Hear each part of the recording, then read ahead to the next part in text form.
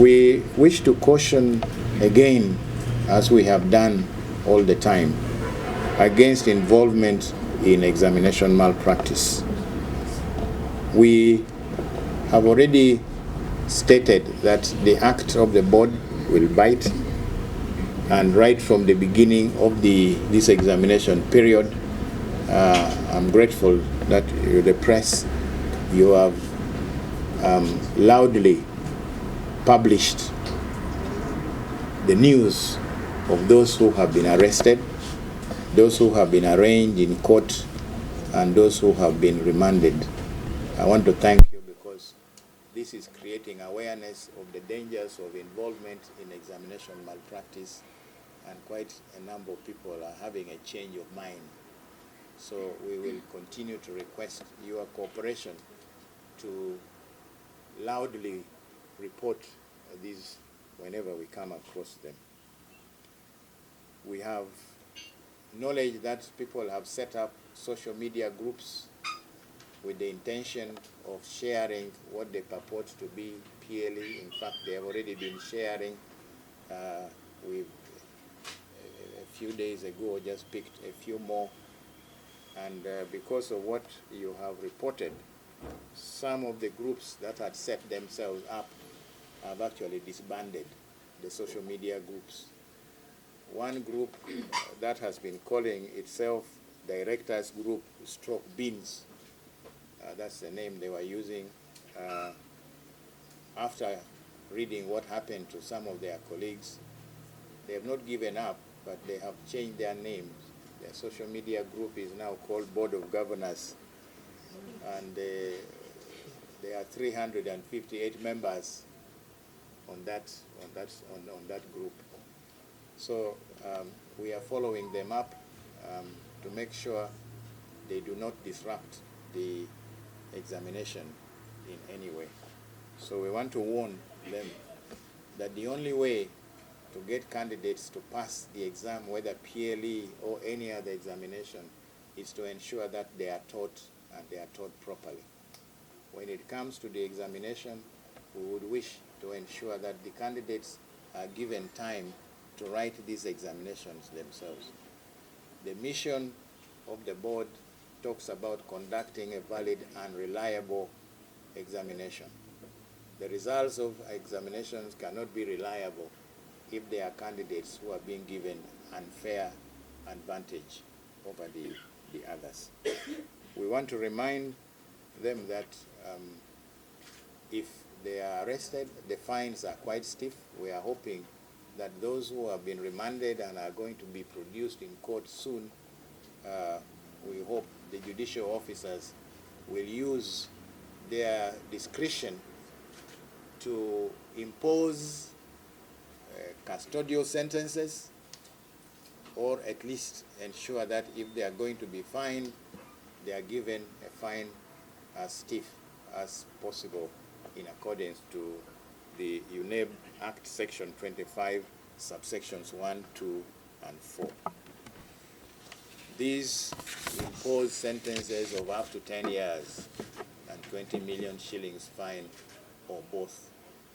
We will hope that the judicial officers will use their discretion to utilize this provision of the law. We are also warning invigilators.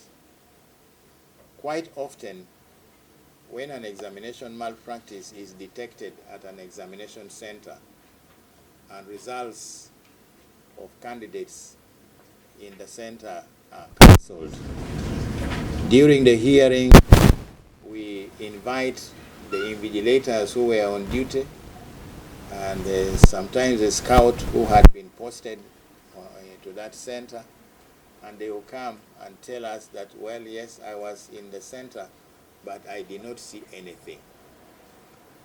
It is not going to be business as usual, because Section 26, subsection 1G, now criminalizes that. It says if you are posted at the center as a scout, as an invigilator, or even as a special needs person, and you do not prevent an examination malpractice from happening, and this examination malpractice is proven, then you, the scout or the invigilator or the special needs person, support personnel, you are also liable, and if you are convicted, you may be put away for 5 years. So we want to put these people on notice that coming to UNEB and saying, yes, I was there, but I did not see anything, and yet examination malpractice has been proven and candidates have lost their results, that UNEB will not stop there, but will apply the law to you as well. We are very grateful to members of the public. Some of these arrests that have been made have been a result of information that we have received from members of the public.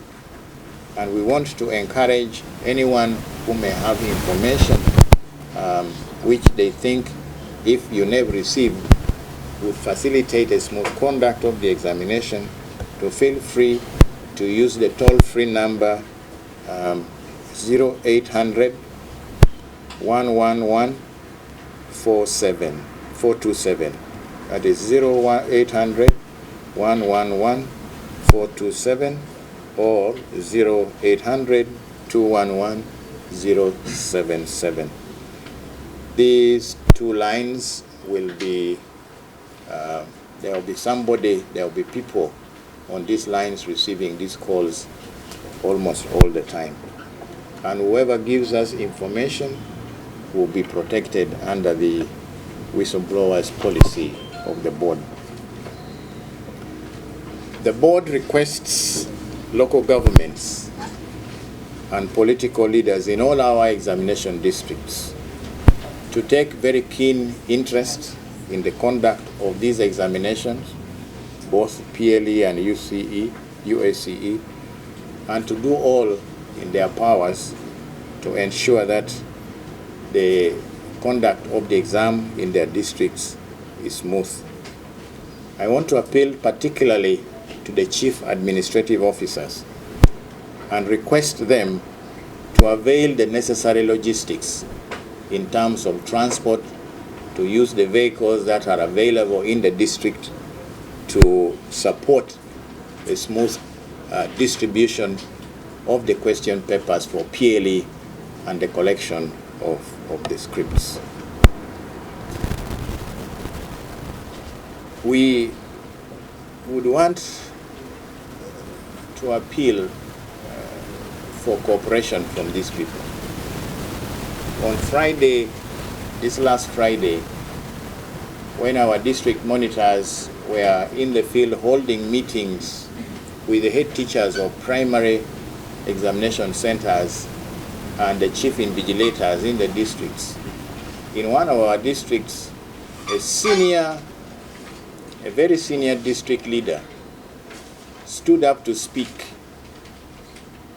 and said for him, he didn't mind about UNEB regulations or UNEB Act. All he needed were grades. And he told the head teachers, I want grades. Do whatever you can to ensure that you get grades. But if you get caught, we shall disown you. This kind of statement we thought was extremely provocative, and really a leader would not make such a statement. Meaning that, yes, the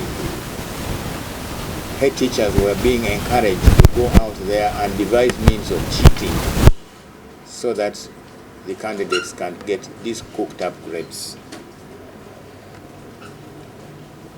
When it comes to distribution for PLE, unlike the UCE and UACE, where the heads of centers pick the examinations from the storage stations, PLE exam papers are distributed by distributors who are appointed by the district education officials.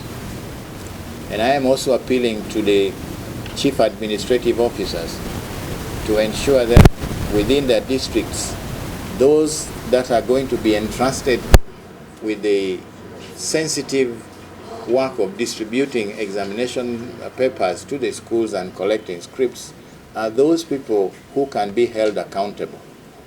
Previously, in some districts, we were being told